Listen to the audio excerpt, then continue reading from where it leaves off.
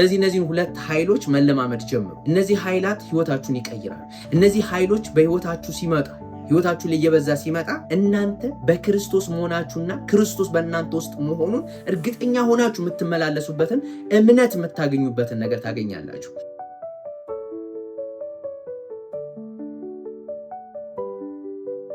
ሰላም፣ እንዴት ናችሁ?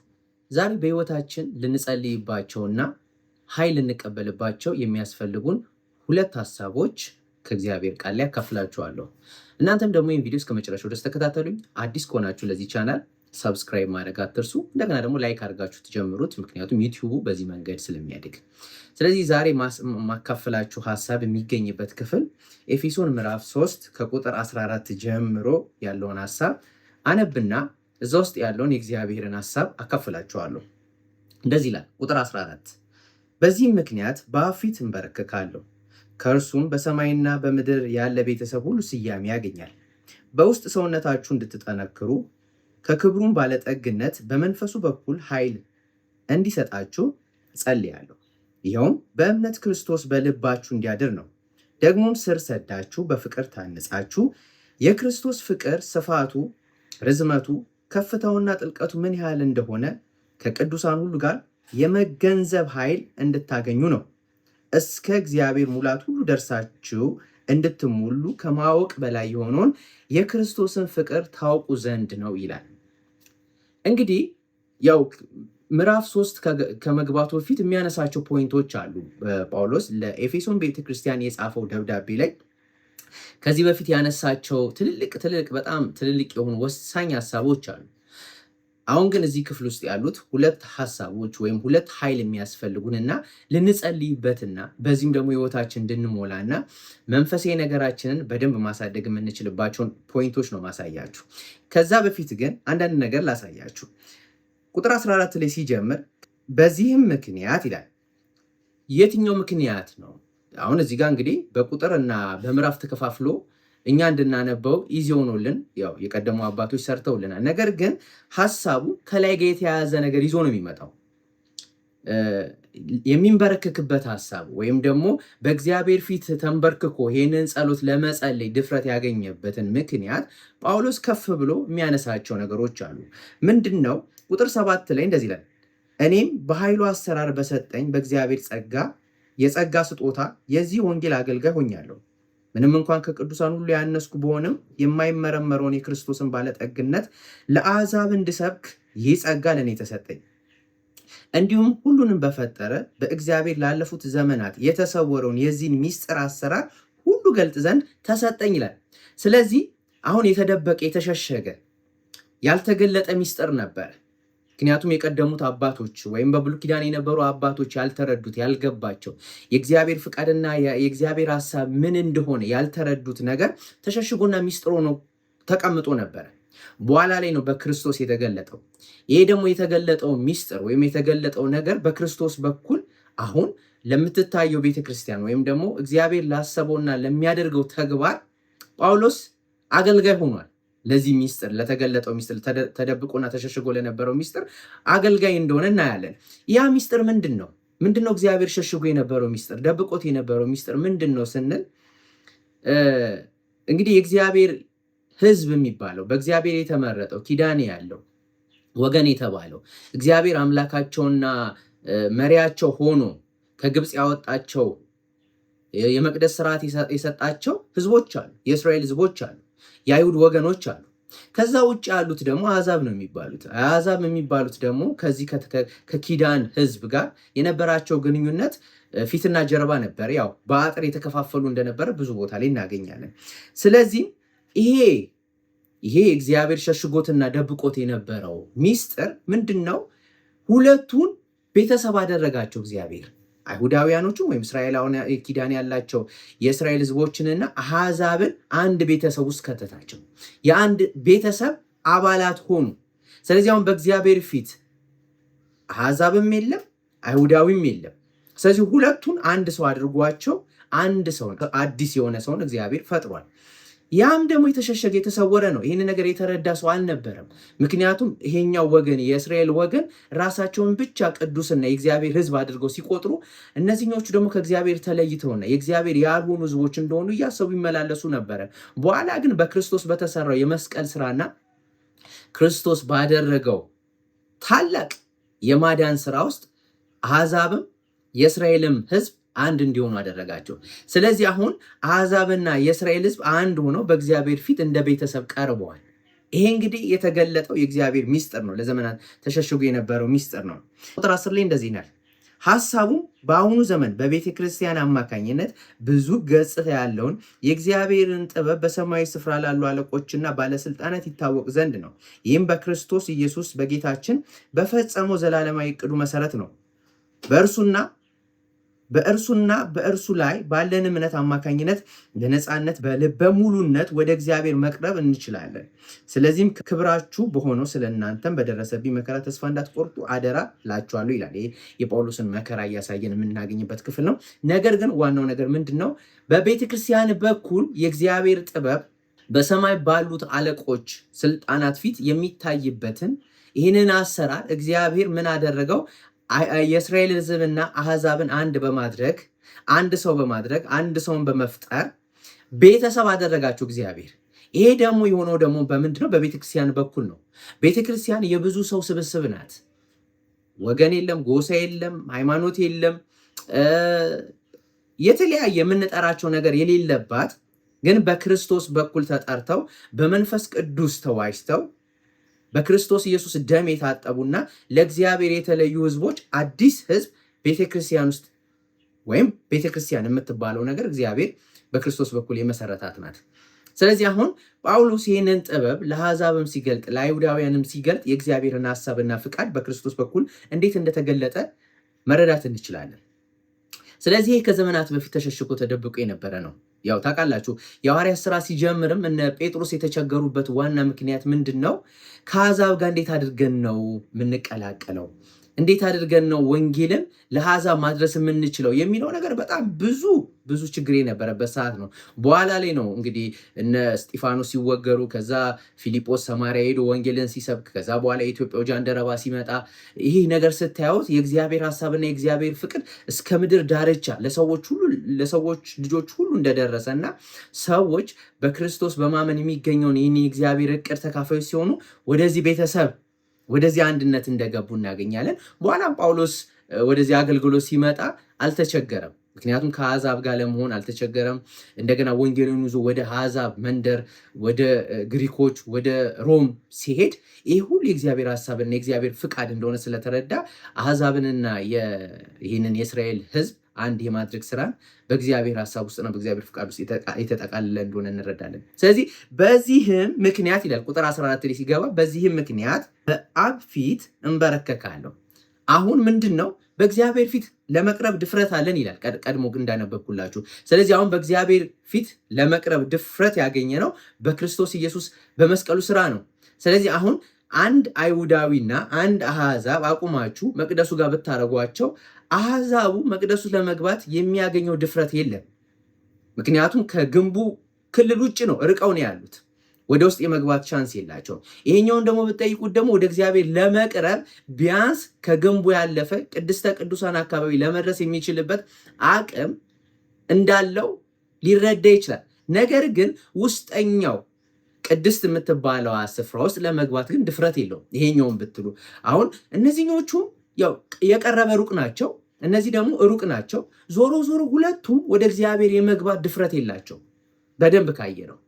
ስለዚህ አሁን እነዚህም ወደ ውስጠኛው ክፍል ለመግባት አቅም፣ ድፍረት፣ የቅድስና ሕይወት ወይም ደግሞ ይህንን አገልግሎት ገብቶ ለማገልገል የሚችሉበት አቅም ስለሌላቸው ከምን ነው ከመቅደሱ ውጭ ባለው አካባቢ የመግባት የማገልገል መብት አላቸው። ከዛ ውጭ ውስጣዊ አገልግሎቱን ሊያገለግሉት ደግሞ የተመረጡ ናቸው። የአሮን ዘሮች ተመርጠው ነው መግባት የሚችሉ። ስለዚህ ህዝቡም ወደ እግዚአብሔር ለመግባት ድፍረት የለውም፣ አሕዛብም ወደ ውስጥ ለመግባት ድፍረት የለውም። ስለዚህ ሁለቱም ድፍረት አልነበራቸውም።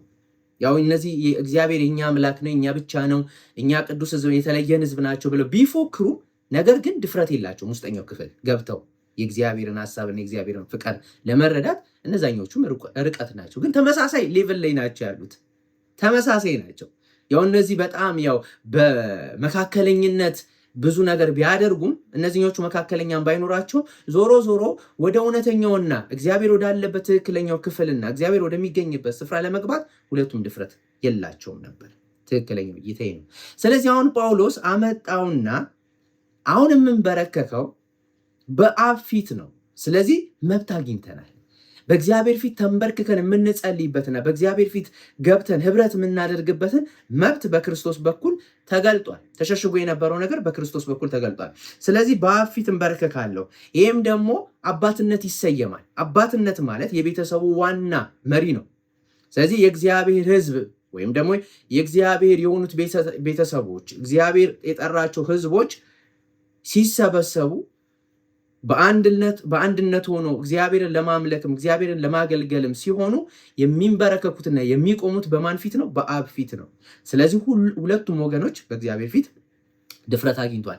ስለዚህ አሁን ዋና ፖይንቱ ምንድን ነው? አሁን ይህን ድፍረት ካገኘን በእግዚአብሔር ፊት ለመሆን በእግዚአብሔር ፊት ተንበርክከን ለመጸለይ አባትነት ከሚሰየምበት ፊት ሆነን ትክክለኛውን ጸሎት መጸለይ እንድንችል ድፍረት ካገኘን ጸሎታችን ግን አግባብ ያለው ጸሎት መጸለይ እንዳለብን ከጳውሎስ መልእክትና እዚህ ጋር ካገኘነው አንዳንድ ሀሳቦች መረዳት እንችላለን። ስለዚህ ጳውሎስ በጣም አትኩሮ እንደ ጸሎት ርዕስ አድርጎ ያቀረበው ነገር ምንድን ነው? የመጀመሪያው ነገር ምንድን ነው የሚለው በውስጥ ሰውነታችሁ እንድትጠነክሩ ከክብሩም ባለጠግነት በመንፈሱ በኩል ኃይል እንዲሰጣችሁ ጸልያለሁ። አሁን የውስጥ ሰውነት የሚባል ነገር አለ። የውስጥ ሰውነታችን በክርስቶስ በኩል ያገኘ ነው አዲስ ህይወት ነው። አሁን የውስጥ ሰውነት ሲል አዲሱ ሰው ማለት ነው። አዲሱ የተፈጠረው ሰው ማለት በፊት ያልነበረው በፊትኛ ውስጥ ያልነበረ ግን በክርስቶስ በኩል ተሰርቶ በመጣው ስራ አዲስ የመሆንን ነገር ያገኘንበት አዲስ ሰውኛ ውስጥ አለ። ይህ አዲሱ ሰው መጠንከር አለበት። ታውቃላችሁ አይደለም? ሕፃን ልጆች ገና እንደተወለዱ ለመሄድም ለመንቀሳቀስም አቅም እንደሌላቸውና ራሳቸውን ችለው እንደማይንቀሳቀሱ ሁሉ ውስጣችን የገባው አዲሱ ሰው ካልጠነከረ ሁል ጊዜ በብዙ ቻሌንጅ ውስጥ ሊያልፍ ይችላል። ውጫዊ ማንነታችንንም ኮንትሮል ማድረግ አይችልም። ሁል ጊዜ ውስጣችን ነው የውጭ ማንነታችንን የሚመራው። ውስጣችን ቦልድ ከሆነ ከጠነከረ፣ ውስጣችን ኃይለኛ ከሆነ ውጫችን ያለው ነገር ሁሉ ይገዛል። ስለዚህ ውስጣችን ያለመጠንከሩ ሁኔታ ነው ብዙ ጊዜ በውጭ ማንነታችን ብዙ ነገር ፌል የምናደርገው። ስለዚህ ጳውሎስ እየጸለየበት ያለው ነገር ምንድነው? በውስጥ ሰውነታችሁ እንድትጠነክሩ በመንፈሱ በኩል ኃይል እንዲሰጣችሁ። አያችሁ፣ አሁን የውስጥ መንፈስ የሚጠነክረውና የውስጥ መንፈስ ጠንካራ ሆኖ ቦልድ ሆኖ መቆምና መስራት የውጭ ማንነታችን ገዝቶ ማስተዳደር የሚችለው በጸሎት ነው እያለ ነው። ስለዚህ የጸሎቱ መንገድ ደግሞ በመንፈሱ በኩል ውስጣችን ላይ ኃይል እየጨመረልን የውስጥ ማንነታችን መንፈሳዊ ይዘት ስላለ መንፈሳዊ ነገር ስለሆነ መንፈሳዊ ነገር ደግሞ በመንፈሳዊ ኃይል ነው ሊጠነክር የሚችለው። አሁን ስጋዊ ማንነታችን በምንበላውና በምንጠጣው ምግብና መጠጥ እንደሚጠነክር አጥንታችን ጠንክሮ ራሳችን መሸከም እንደሚችል ሁሉ ውስጣችን ያለው ማንነት አዲሱ ሰውዬ ወይም አዲሱ ማንነታችን በመንፈሱ በኩል በሚመጣው ኃይል ነው ሊጠነክር የሚችለው። አሁን አንዳንድ ጊዜ በውስጥ ሰውነታችን በማንበብ ልናጠነክረው እንሞክራለን። ልክ ነው። ማንበብ አንዱ ሳይድ ነው። የተለያዩ ነገሮች መንፈሳዊ እንቅስቃሴዎች እያደረግን በመንፈሳዊ እንቅስቃሴዎች እየተካፈልን ያንን ነገር ራሳችን ውስጥ እያመጣን ከኛም በምናደርገው እንቅስቃሴ ውስጥ የምንጠነክር ይመስለናል። እሱም አንዱ ፓርት ነው። ነገር ግን በዋናነትና ሜጀር የሆነው ነገር ምንድን ነው? ጸሎት ነው። ጸሎት ውስጣችን ያለውን መንፈሳዊ ማንነታችንን አዲሱን ማንነታችንን ጠንክሮ እንዲቆም ያደርገዋል። ስለዚህ ጳውሎስም ለኤፌሶን ቤተክርስቲያን ያሉ አማኞች እየጸለየላቸው ያለው ነገር ምንድነው? በውስጥ ሰውነታቸው እንዲጠነክሩ ነው። ታውቃላችሁ፣ ውስጣችሁ መንፈሳችሁ እየጠነከረ ሲመጣ እየጠነከረ መሄድ ሲጀምር ብዙ ጊዜ የእምነትን እንቅስቃሴ ማድረግ ይችላል። የእምነትን እንቅስቃሴ ማለት ምን ማለት ነው? እግዚአብሔርን የማመን ችሎታችሁ፣ እግዚአብሔርን የመደገፍ ችሎታችሁ፣ በአገልግሎታችሁ በምታደርጉት ማንኛውም መንፈሳዊ እንቅስቃሴ ላይ እምነት ከፍተኛ ስፍራ እንዳለው ትረዳላችሁ። ቀጥሎ የሚመጣው ሀሳብ ስለሱ ስለሚያወራ ማለት ነው። ስለዚህ እግዚአብሔር በእኛ ውስጥ ያለውን ይህንን መንፈሳዊ የሆኑን አካላችን መንፈሳዊ የሆኑን አዲሱ ማንነታችንን በጸሎት እንድናጠነክረው ይፈልጋል። አያችሁ አሁን በዚህ ሰዓት ላይ ከጸሎት በጣም ብዙዎቻችን ተጓለናል። ከጸሎት በጣም ብዙ ሰው ከጸሎት ርቋል። የጸሎት ህይወት እየጠነከረና እየበረታ በመጣ ቁጥር እያሳደግነው ያለው ውስጣችን ያለውን አዲሱን ማንነታችንን ጠንካራ እናደርገዋለን። ስለዚህ በመንፈሱ በኩል በሚመጣው ኃይል ውስጣችንን ማጠንከር አለብን። ስንንበረከክ ይህንን እያሰብን እንድንበረከክ የእግዚአብሔር ቃል ያዘናል። ምክንያቱ ደግሞ አሁን የውስጥ ሰውነታችን ሲጠነክር፣ የውስጥ ሰውነታችን በጣም ቦልድ እየሆነ ሲመጣ የሚሆን ነገር አለ። ያ ምንድን ነው? ይኸውም በእምነት ክርስቶስ በልባችሁ እንዲያድር ነው። አያችሁ። ስለዚህ አሁን በውስጥ ሰውነታችን እየጠነከርን ስንመጣ ክርስቶስ በውስጣችን ያድራል። አሁን ይህ ያድራል የሚለው ነገር ምንድን ነው? እንደ እንግዳ አይሆንም። አሁን እንግዳ እናንተ ቤት መጥቶ አድሮ የተወሰነ ቀን ቆይቶ እንደሚመለስ ወርም ሊሆን ይችላል፣ ዓመትም ሊሆን ይችላል፣ 3 ቀንም 1 ቀንም ሊሆን ይችላል። እንግዳ ነው፣ መመለሱ አይቀርም። ወደ ራሱ ቤት፣ ወደ ራሱ ቦታ፣ ወደ ራሱ ነገር ሊመለስ ይችላል። ግን እናንተ ቤት ውስጥ ያድራል፣ ይቆያል። ይሄ ምንድን ነው? ጊዜያዊ መቆየት ነው፣ ጊዜያዊ ማደር ነው። ግን ክርስቶስ በልባችሁ ውስጥ ፐርማነንት በቃ ከእናንተ ጋር በዘላቂ ሁኔታ መኖር እንዲችል እናንተ ናችሁ የምታመቻቹለት። ያ ምንድን ነው?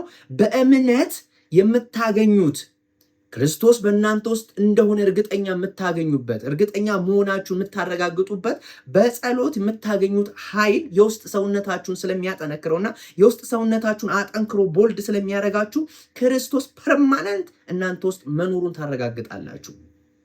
ስለዚህ ይሄ ግራ አትጋቡ፣ በጥያቄ አትመላለሱ። አለ ወይ የለም ወይ ክርስቶስ ከኔ ጋር ነው አይደለም የሚለውን ነገር ስሜታችሁ ሳይሆን የሚነግራችሁ ወይም የሆነ ሰዓት ላይ ሲያንቀጠቅጣችሁ፣ ሲሞቃችሁ፣ ሲነዝራችሁ የሆነ ነገር ሲሆን በህይወታችሁ ሳይሆን መኖሩን የምታረጋግጡት በእምነት እርግጠኛ የምትሆኑበት ሌቭል ውስጥ ትገባላችሁ። ያ ምንድነው? በውስጥ ሰውነታችሁ ስትጠነክሩ ይላል። ቀጥሎ ሁለተኛው ኃይልን ላሳያችሁ። የመጀመሪያው የውስጥ ሰውነትን የሚያጠነክረው ኃይል ማለት ነው። ሁለተኛው ነገር ደግሞም ስር ሰዳችሁ በፍቅር ታነጻችሁ የክርስቶስ ፍቅር ስፋቱ፣ ርዝመቱ፣ ከፍታውና ጥልቀቱ ምን ያህል እንደሆነ ከቅዱሳን ሁሉ ጋር የመገንዘብ ኃይል እንድታገኙ ነው ይላል። አሁን ሁለተኛው ጸሎት ደግሞ ምንድን ነው? የክርስቶስን ፍቅር ማወቅ የምትችሉበትን መረዳት የምትችሉበትን ነገር ልታገኙበት የምትችሉት በጸሎት ነው እያለ ነው። አሁን መንፈስ ይሄ ነገር ከጸሎት ጋር እንደዚህ እንደተቆራኘ ማየት የምንችለው የክርስቶስን ፍቅር መረዳትና ማወቅ፣ ስፋቱ፣ ጥልቀቱ፣ ከፍታው ምን ያህል ክርስቶስ እኛን እንደወደደንና ክርስቶስ ደግሞ ያለውን ፍቅር በሰው ልጆች ላይ በእኛም በግላችን ውስጥ ያለውን ነገር መረዳት የምንችልበትና የምንገነዘብበት ምንድን ነው? ኃይል አለ። ያ ኃይል በጸሎት የሚመጣ ነው። ስለዚህ የክርስቶስ ፍቅር እኔ ውስጥ መኖሩንና በዚህ ፍቅር ለመመላለስና ይህንን ፍቅር በህይወት ማየት ከፈለኩ ወደ ጸሎት መመለስ እንዳለብኝ ነው የሚያሳየኝ። ምክንያቱም በጸሎት ውስጥ ነው ህብረት ያለው። በጸሎት ውስጥ ነው ያ የፍቅር ባለቤት የምንለውና የአባትነት የሚሰየምበት ፍቅሩን የገለጠበት ያ አካል ከኛ ጋር ህብረት ሲያደርግ እኛ ውስጥ ያ ፍቅሩ በመንፈሱ አማካኝነት ይፈስልናል። ስለዚህ ክርስቶስ ምን ያህል እንደወደደን ምን ያህል ለኛ ያለውን ፍቅርና ያለውን ጥልቀት መረዳት የምንችልበት በጸሎት ነው። ስለዚህ አሁን ከቅዱሳን ጋር በምናደርጋቸው የትኛውም እንቅስቃሴና የትኛውም ነገሮች ሁሉ የክርስቶስን ፍቅር የምንረዳበት ነገር እናገኛለን። ምክንያቱም ፍቅር ከሰው ጋር በተገናኘ ግንኙነት ውስጥ ነው የክርስቶስ ፍቅር የሚታየው። ስለዚህ በቤተ ክርስቲያን በኩል የእግዚአብሔር አሰራርና የእግዚአብሔር ሐሳብ ሲገለጥ ቅዱሳን ነን። ቤተክርስቲያን ማለት የቅዱሳን ስብስብ ናት። ስለዚህ በቅዱሳን በኩል የምናደርገው ህብረት፣ የምናደርገው አገልግሎት፣ የምናደርጋቸው እንቅስቃሴዎች፣ የምናደርጋቸው መንፈሳዊ የተባሉ ነገሮች ሁሉ ወደ ምንድን ያመጡና ክርስቶስን ወደ ማወቅና የክርስቶስ ፍቅር ምን ያህል እንደሆነ የምንረዳበትን ነገር የምናገኘው በዚህ በጸሎት ውስጥ ስንገባ ነው። እነዚህ ሁለት ኃይላት በጣም ከባድ ናቸው። የውስጥ ሰውነታችን በርትቶና ጠንክሮ እየወጣና እየተገለጠ ሲመጣ ቀጥሎ የምናገኘው ምንድን ነው? የፍቅር ህይወት የምንመላለስበትን ነገር እናገኛለን። ስለዚህ ክርስቶስ ምን ያህል እንደወደደን፣ ቤተክርስቲያንን ምን ያህል እንደወደዳትና እኔን በግሌ ምን ያህል እንደወደደኝ ስንገነዘብ ከሰዎች ጋር ያለን ህብረትና እንቅስቃሴ ስሙዝ ይሆናል፣ ቀላል ይሆናል። ምክንያቱም በመንፈሱ በኩል ውስጣችን ላይ የሚፈሰውን መረዳት፣ ማወቅ፣ መገንዘብ የምንችልበትን አቅም እናገኛለን። ቀጥሎ አሁን የክርስቶስ የፍቅሩ ሁኔታ ጥልቀቱ፣ ርዝመቱ፣ ስፋቱ ሲገለጥ ሲበራልን ስናይ ወደ እግዚአብሔር ፍጹም ሙላት መድረስ እንችላለን። እስከ እግዚአብሔር ሙላት ሁሉ ልክ ደርሳችሁ እንድትሞሉ ከመታወቅ በላይ የሆነውን የክርስቶስን ፍቅር ታውቁ ዘንድ ይላል። አሁን የእግዚአብሔር ሙላት የሚባል ነገር አለ። የእግዚአብሔር ሙላት የሚባለውን የምንደርስበት አቅም ድረስ እስከምንደርስ ድረስ መሞላት እንዳለብን ያሳየናል። ይሄ ምንድነው? በኃይሉ ነው። በኃይሉ ስንሞላ እግዚአብሔር የሚፈልገውና እግዚአብሔር ጋር እንደርሳለን ማለት አይደለም። እግዚአብሔር ልክ ውስጥ እንገባለን፣ እግዚአብሔር ጋር እንስተካከላለን ሳይሆን የእግዚአብሔር ሙላት ያስቀመጠው መለኪያ አለው። እግዚአብሔር መለኪያ ብሎ ያስቀመጠው ክርስቶስን ነው። የክርስቶስ መለኪያ ደግሞ ፍጹም ሙላት ይባላል። እዛ ፍጹም ሙላት ውስጥ ደግሞ መግባት የምንችለው ምንድነው? በውስጥ ሰውነታችን ስንጠነክር፣ በክርስቶስ ፍቅር እየተሞላን እያደግን ስንመጣና የክርስቶስን ፍቅር መረዳት ስንጀምር የእግዚአብሔር ሙላት የሚባለው ደረጃ ላይ እንደርሳለን። ስለዚህ የእግዚአብሔር ፍጹም ሙላት የክርስቶስ ፍቅር የሚታወቅበት ሌቭል ውስጥ የምንገባበትን አቅም እናገኛለን። ስለዚህ ጳውሎስ ይሄ ተንበርክኮ ታውቃላችሁ፣ በዛ ዘመን ሰዎች ሲጸልዩ ቆሞ ነው የሚጸልዩት። እስቲል አሁን ካያችሁ የአይሁድን ካልቸር ካያችሁ ግድግዳው ጋር ቆሞ ነው እንደዚህ እያሉ እየጸለዩ የሚውሉት። ቆሞ ነው የሚጸልዩት። አንዳንድ ጊዜ ገባችሁ በጣም ከባድና አስፈላጊ የሆነ ጉዳይ ሲሆን ልክ ኤልያስን ካያችሁ እጁን ይዞ በጉልበቱ ስር ገብቶ ተንበርክኮ እየጸለየ ሲያመጥ በነበረበት ሰዓት ላይ በጣም አስፈላጊና በጣም ይሄ አላረ ዋጋ የሚያስከፍል አይነት ጸሎት ሁኔታዎች ሲገባ ሰዎች መንበርከክ ይጀምራሉ። ጳውሎስም ያንን ነገር ነው ያደረገው። ተንበርክኮ የሚጸልይበት ነገር ዋናና አስፈላጊ ነገር ስለሆነ ነው። ስለዚህ ዛሬም ተንበርክከን የምንጸልያቸው ጸሎቶች እንደዚህ አይነት ጸሎቶች መሆን አለባቸው። የውስጥ ሰውነታችን መጠንከር አለበት። የክርስቶስን ፍቅር መረዳት የምንችልበት ባለጠግነት ውስጥ መግባት አለብን። ያም የሆነው ደግሞ በጸሎት የምናሳልፋቸው ቆይቶች ናቸው። ረጅም ሰዓት መጸለይ ይገባናል። ከእግዚአብሔር ጋር ረጅም ሰዓት ፌሎሺፕ ማድረግ አለብን። የሆነች ትንሽ ላይ ጸለይን ውጥት የሆነ ብክን ያለ ህይወት የሆነ ሰዓት ላይ አባታችን ሆይ ብለን የምንጸልየው ጸሎት ሳይሆን በደንብ ጊዜ ወስደን ተንበርክከን አምጠን እግዚአብሔርን የምንለምንበትና ይህ ውስጣችን ውስጥ ያለው ነገር እንዲወጣና ውስጣችን ያለው ነገር እንዲገለጥ በክርስቶስ ፍቅር መመላለስና የእግዚአብሔር ፍጹም ሙላት የሚባለው ልክ ላይ የምንደርስበትን የጸሎት ህይወት ውስጥ መግባት ይጠበቅብናል። ለዚህ ነው ዛሬ ቃል ያካፈልኳችሁ። ስለዚህ እነዚህን ሁለት ኃይሎች መለማመድ ጀምሩ። እነዚህ ኃይላት ህይወታችሁን ይቀይራሉ። እነዚህ ኃይሎች በህይወታችሁ ሲመጣ ህይወታችሁ ላይ እየበዛ ሲመጣ እናንተ በክርስቶስ መሆናችሁና ክርስቶስ በእናንተ ውስጥ መሆኑን እርግጠኛ ሆናችሁ የምትመላለሱበትን እምነት የምታገኙበትን ነገር ታገኛላችሁ። እኔ በጣም ብዙ ጊዜ ኤክስፔሪየንስ አድርጌዋለሁ። ረጅም ቀን ረጅም ሰዓት በጸለይኩበት በነዛ ጊዜያቶች ለምንም ነገር ጥርጣሬ የለኝም። ምንም ነገር በእምነት ነው የማደርገው።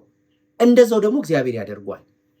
አያችሁ፣ እምነት ነው የምታገኙት። ከፍተኛ እምነት በጸሎት ውስጥ ታገኛላችሁ። ስለዚህ ዛሬ ጥርጣሬ ውስጥ የገባችሁ ግራ መጋባት ውስጥ የገባችሁ ክርስቶስ እናንተ ውስጥ እንዳለ እርግጠኛ መሆን ያቃታችሁ እንደገና ኃይል አልባ ይሆናችሁ ይህ ኃይል ከህይወታችሁ የራቃችሁ እንደገና መንፈሳዊ ነገር ችላ ያላችሁ በቃ ተስፋ የቆረጣችሁ አሁን ወደ ጸሎት ተመልሳችሁ ይህንን ክፍል ይዛችሁ በእግዚአብሔር ፊት ተንበርክካችሁ እግዚአብሔር ወይ በውስጥ ሰውነት ያጠንከረኝ ያበርታኝ የክርስቶስን ፍቅር መረዳት የምችልበትን ያንን ባለጠግነትን በመንፈስ አማካኝነት ስጠኝ ብትሉ እግዚአብሔር ይህንን ነገር ለእናንተ ለመስጠት ኦልሬዲ የተገለጠ ሐሳቡና ፍቃዱ ነው። ምክንያቱም ይሄንን በዛ በመንፈሳዊ ዓለም ላይ መንፈሳዊ ቅድም እንዳነበብኩላችሁ ከፍ ብዬ ከቁጥር 7 ጀምሬ እንዳነበብኩላችሁ በሰማያዊ ስፍራ ላሉ አለቆችና ባለስልጣናት ይታወቅ ዘንድ የእግዚአብሔር ሐሳብ ነው። እናንተ ውስጣችሁ ውስጥ ያለው ማንነታችሁ ቦልድ ሲሆንና የክርስቶስ ፍቅር በሚገለጥበት ሰዓት ላይ ሁሉ መንፈሳዊ ዓለም ላይ ያሉ ፍጥረቶች ሁሉ በቤተ ክርስቲያን በኩል ያለውን የእግዚአብሔርን አሰራር በደንብ መመልከት ይችላሉ። ስለዚህ የእግዚአብሔርን ስራ በቤተ ክርስቲያን በኩል እየተደረገ ያለው ነገር ምን ያህል ታላቅ እንደሆነ የእግዚአብሔር ምስክር ሆናችሁ በሰማይ ፊት መቅረብ የምትችሉበትን ነገር ማድረግ የምትችሉበት አቅም ሌቭል ውስጥ ትገባላችሁ። ስለዚህ ይህንን ነገር አድርጉት፣ በጸሎት ተመለሱ። በሌላ ቪዲዮ እንገናኛለን። እስካሁን ድረስ እየተከታተላችሁኝ ከነበራችሁ ሰብስክራይብ ማድረግ አትርሱ፣ ላይክ አድርጉት። ሰላም ቆዩ።